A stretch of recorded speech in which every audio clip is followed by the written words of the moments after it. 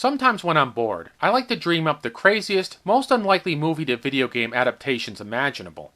I imagine I'm a video game developer and I'm given the task of adapting the most unadaptable movies out there. What would I do? So anyway, let's get into it. My crazy ideas for movie to video game adaptations. I've made a list of 6 movies. Given my fecund imagination, I could probably do 100. But I like to keep this video at a reasonable length. So 6 it is. Number 1 on my list goes all the way back to 1981. It's Mommy Dearest, the infamous biopic about Hollywood star Joan Crawford, starring Faye Dunaway as the titular character. In case you don't know the plot, Mommy Dearest chronicles the decades-long abusive relationship between Joan and her adopted daughter, Christina. I mean, that just screams perfect video game material, am I right? I must confess, though, that I really like this camp classic.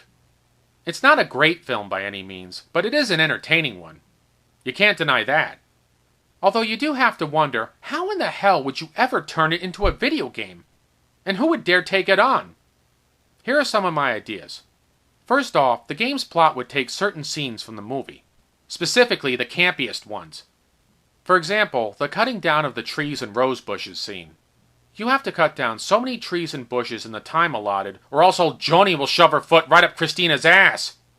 Or you could play as Joan and have her need to chop down so many trees within the time limit. Otherwise, she explodes into a rage and nukes the entire surrounding area with a mushroom cloud. Plus, it would be the only video game in existence that would use both booze and child abuse as power-ups. Joan Crawford could gain strength and change forms by drinking herself blotto, cutting her daughter's hair off, and strangling her. Of course, there would also have to be a level where Christina hurls wire hangers at Joan. And any wire hanger that hits Joan results in a one-hit kill. Then the game ends when Joan Crawford dies. Or you could play as Christina on one final level and end the game by pissing all over Joan Crawford's grave. As for who would take it on, I'd give it to LJN and their developers for the NES back in the late 1980s. Seeing what they did to both Back to the Future and Jaws, I doubt they could do any worse with this one. Number 2 on my list is the drama Rain Man from 1988, starring Tom Cruise and Dustin Hoffman. It's the movie where Hoffman plays an autistic man named, Rain Man. During the film, Rain Man reconnects with his estranged brother, played by Tom Cruise, while on a road trip across the US. Not exactly the stuff of epic video gaming, but I'm willing to give it a shot. Now granted, it would be hard to make levels from the movie, since there isn't a lot of typical video gaming action there. So instead, maybe it could be a couple of mini-games or some really short levels. For example, in one mini-game, Rain Man counts spilled toothpicks on the restaurant floor. And if you don't count them correctly, you lose a life. In another mini-game, Cruise's character Charlie would have to get Rain Man to a TV showing the People's Court with Judge Wapner within a certain time limit. If Charlie fails, though, Rain Man goes ballistic and headbutts his brother to death. And in yet another short level, Charlie would be trapped in a phone booth and he'd have to avoid Rain Man's farts. Or maybe you'd play as Rain Man and you'd have to charge a fart meter to drive your brother out of the booth and win the level. You could also have a driving level where you try to drive the old Buick Roadmaster while Rain Man keeps tugging at the wheel.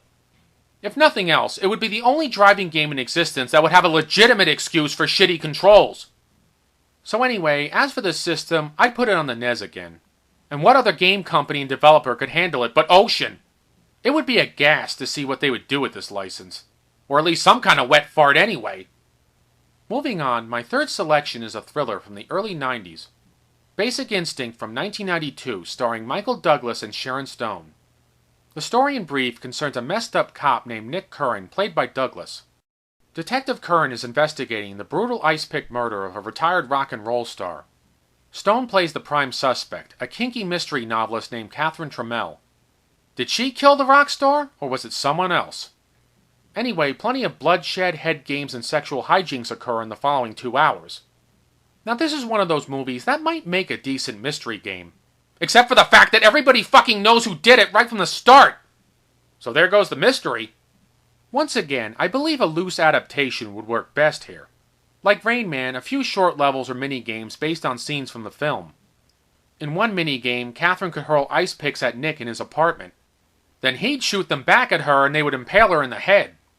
Of course this is a video game, so she wouldn't die instantly. She'd just take some damage instead. And then there could be a sex mini-game, kinda like Custer's Revenge. Only instead of avoiding arrows, you avoid HIV and other STDs floating around in the air. Oh, and this game wouldn't be complete without a beaver minigame based off the famous scene from the film. Curran and some other cops are questioning Miss Trammell in a police interrogation room. And every so often, to get a rise out of the cops, she uncrosses her legs and shows her naked pussy. Now the object of the minigame is to have Curran look at Catherine's pussy as many times as he can. The more looks he gets, the more it charges up his boner meter and helps him win the level. But if he doesn't get enough looks, he loses the minigame. And his erection, too. Finally, the game ends with Catherine as the last boss.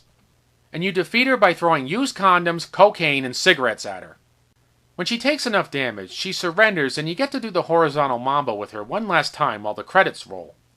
Not to mention that just like the Verhoeven movie, it would be super gory and sexual with lots of blood and semen spurting everywhere. Since the Super Nintendo and Genesis wouldn't touch a game like this with a 100-foot pole, you'd have to give it to the 3DO. Unless, that is, you want people to sweat when they ejaculate and get stabbed. As for the company that would handle it, give it to Virgin Interactive. Or maybe give it to the same people who did Plumbers Don't Wear Ties. My fourth selection is Interview with the Vampire from 1994, starring Brad Pitt and again Tom Cruise. The movie's plot is about, well, it's in the title. A vampire does an interview where he whines on and on about his centuries-long existence. There you go. That's the plot. Now this is one of my favorite movies, and it has a lot of gory action. But despite that, I can't see how it would be turned into a video game. Why, you might ask? Well, for one thing, the vampires are virtually invincible unless they're killed by sunlight or they get hacked up. And for another thing, it's almost impossible for humans to hurt them, so there they go as enemies. Even Lestat in the film said he almost felt sorry for people since they were such easy prey. Alright, so you can play as Louis and use the other vampires as enemies. So what can we do for levels? Maybe you could do 2 at most. A boss battle with Flaming Lestat in New Orleans and the vampire fight in the Paris catacombs. Great! I always wanted to play a technologically advanced game with only 2 levels in it! Or maybe you could have a game where Louis has to avoid sunbeams for the whole thing or else he ends up sparkling like Edward Cullen. Sounds like a whole lot of fucking fun, right? Since I love this movie so much though, I couldn't bear to have a bad company make it. So let's give it to Konami for the Genesis. Moving ahead in time to the 21st century, my 5th pick is We Need to Talk About Kevin from 2011. Like Mommy Dearest, this film is about another fucked up family. Only instead of the mother being fucked up, this time it's the kid. Now again, I like this movie, but it doesn't exactly stand out as perfect video game adaptation material. I mean, it has among other things a young psycho going on an arrow-shooting murder spree at his local high school. I'm sure that'll sell like hotcakes in this day and age. And as if that isn't enough, the movie's told out of order. So how would I adapt it? Here's how. First, we need to change the movie's whole title and concept. Specifically, we change it from We Need to Talk About Kevin to We Need to Kill the Little Bastard. Second, you make every level a boss battle where you have to kill the little bastard. In each level, you kill Kevin over and over again and he keeps coming back like a zombie. You drop anvils on him, you kick him out a 50-story skyscraper window, you throw him in a vat of acid, and so on. As for the non-chronological nature of the movie, that's fine because it's all boss battles anyway. You just keep killing Kevin until he stays dead. As for who would handle it, give it to Sony Computer Entertainment for the PS4. My final selection is a popular recent film, Love, Simon from 2018. The story is a romantic comedy about a closeted gay teen named Simon who falls in love with another closeted gay teen whose online name is Blue. An asshole at school named Martin finds out that Simon is gay and blackmails him into helping him score with one of Simon's close friends. Further hijinks ensue and, spoiler alert, the plot ends happily for everyone involved. Now the idea of a romantic teen comedy doesn't exactly sound like the stuff of video game legend. I mean, could you see Ferris Bueller's Day Off or Clueless as a video game? Well, Ferris Bueller might make a good video game. I don't know. But anyway, my point is that most romantic comedies don't lend themselves too well to video game adaptations. However, Love, Simon was a really popular film, and it might rake in a bunch of coin, and I'm here, so let's give it a shot. Okay, here we go. You play as Simon through various levels of the game based on particular movie scenes, starting with the I Like Your Boots scene. Simon has to get the attention of a handsome gardener near his home by hurling boots at the guy's head. But the gardener dodges them and blocks them with his leaf blower. However, if Simon hits the guy in the head with enough boots, the gardener falls in love with the teen and they make out. Yeah, I know that's not what happened in the movie. In the movie, Simon struck out. But then again, Marty McFly wasn't collecting clocks on the street and hurling milkshakes at Biff and his gang in the first Back to the Future flick. So I'm allowed to take a few liberties here. Other levels follow, including beer pong and drunk karaoke at the party. Simon has to get drunk and avoid puking on other partygoers. As for the mystery of Blue's identity, you have to collect clues in the form of text messages and emails floating in the air. Also, you have to fight off Martin and prevent him from revealing Simon's secret by hitting him repeatedly with iced coffees and John Lennon's hair. Like the movie, Martin eventually does out Simon to the whole school. So this leads to a driving game where Simon has to collect rainbow flags, flamboyant shirts, and pink hearts to become more gay and gain acceptance from his friends and family. Don't collect enough of them in time, though, and everybody ostracizes Simon. And then poor old Simon is forced out into the street as a gay hooker and ends up dying of a heroin overdose. Sounds real heartwarming, right? Just like the film. But then if I had to follow the movie closely, there'd be almost no conflict in the game anyway. Moving on, the penultimate level ends at the carnival, just like the movie. Blue's identity is revealed as Bram, a black gay Jewish soccer player. Here Simon has a limited amount of time to collect tickets to get onto the Ferris wheel ride. Once he collects enough tickets, he has to climb to the top of the Ferris wheel and kiss Bram before time runs out. If Simon fails to complete his task in time, both he and Bram fall off the ride and break their necks. Succeed, though, and Bram and Simon get to live happily ever after. Hooray!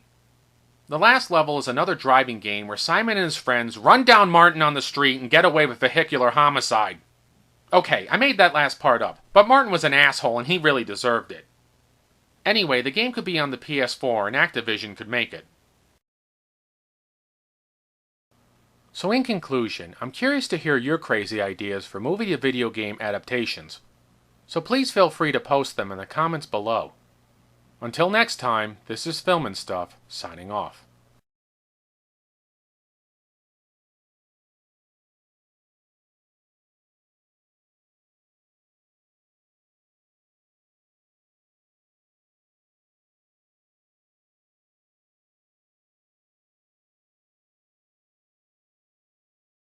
Sounds real heartwarming, right? Just like the film.